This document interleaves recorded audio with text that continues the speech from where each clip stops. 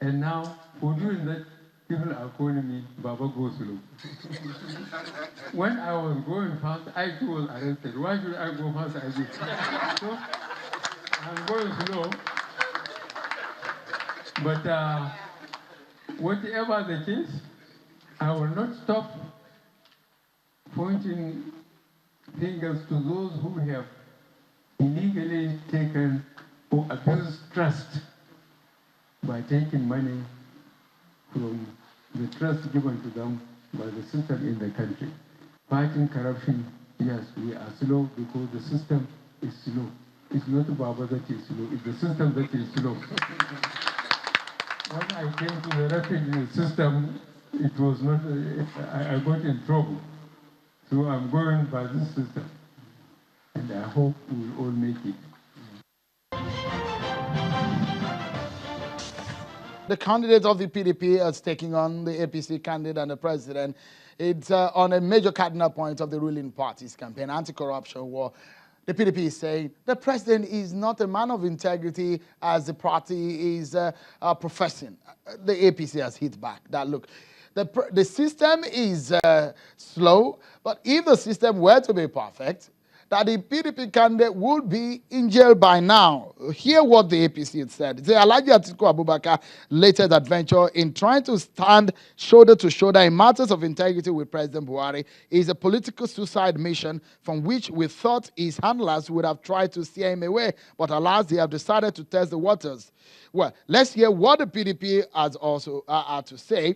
The PDP has said, and I quote, "Our party has full details of how persons related to President Buhari by consanguinity and affinity have been paved the way to loot trillions of naira from government agencies for corrupt acquisition of shares in major companies, purchase expensive property within and outside Nigeria, as well as to finance their very luxury lifestyles under President's cover."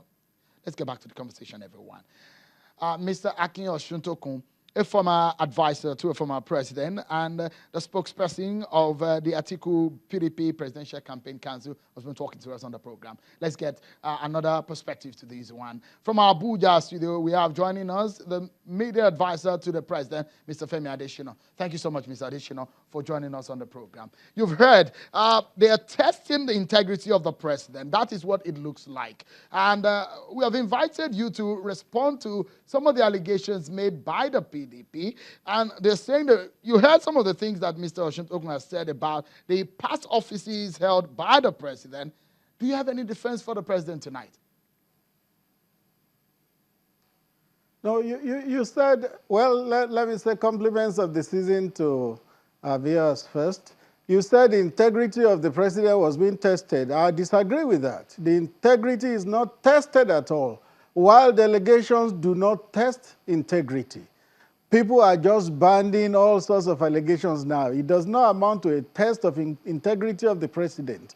You know, the good book says when the devil lies, he speaks his natural language. Another translation says when the devil lies, he speaks his mother tongue. When some people lie now, it sounds like their natural language. And that's what you heard all over the place. We have just heard some of it on this program this evening. Lies upon lies upon lies. Allegations that they are trying to front and pass off as facts.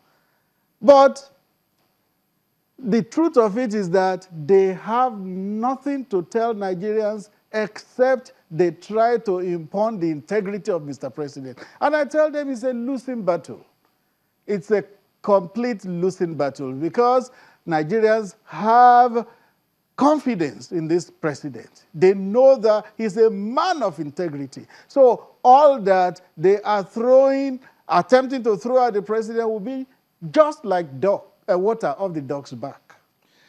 Mr. Adesina, they've raised an issue about some of the people who are close to the president, about issues of purchase of expensive property within and outside of Nigeria, as well as financing their very luxury lifestyles under the president's cover. Those who are close to the president, those are the allegations against the president. Very easy to say.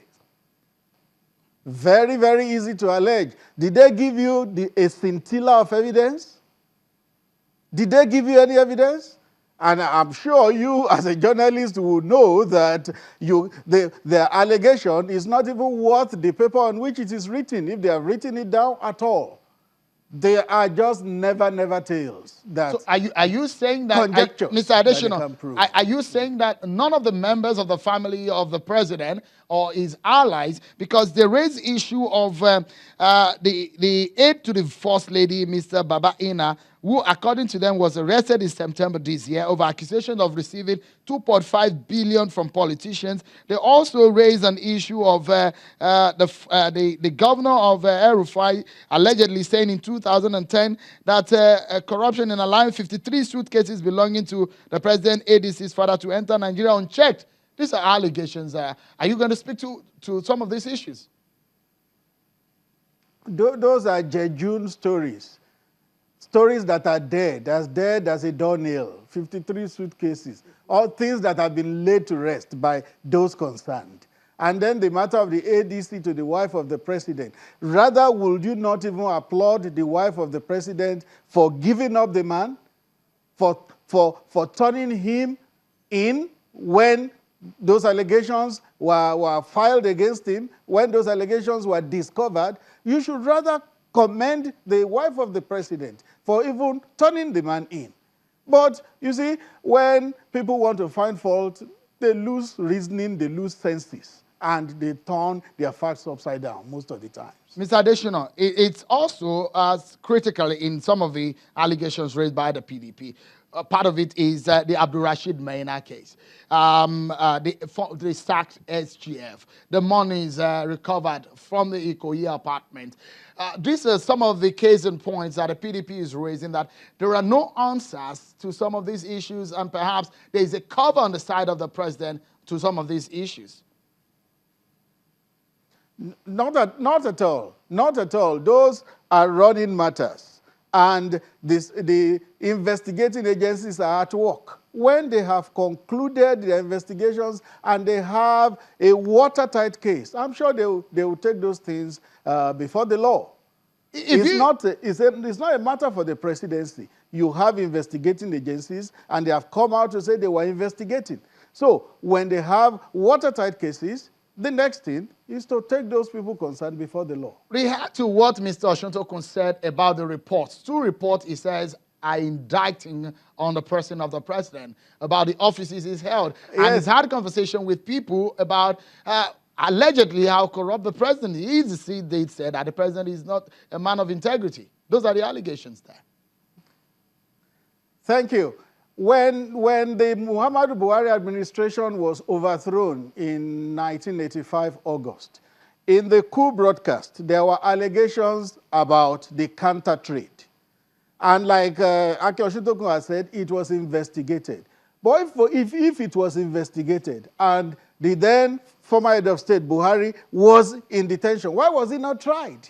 If there was anything found against him, and many times he has challenged those who overthrew him, if anything was found against him, if anything was found against me, why didn't you try me? Why didn't you take me to court? There are things that cannot stand probity. There are things that cannot stand scrutiny. Right. They are mere allegations just flying around. Okay. Then the second one, it was former President Olusegun Obasanjo himself who exculpated President Buhari in 2015 before the elections, saying he personally studied the PTF report and there was nothing indicting Muhammadu Buhari. All right, so quickly. I don't know what Mr. Osuntokun quickly, is let's get about. your response. Because half knowledge can be worse than having no knowledge at all.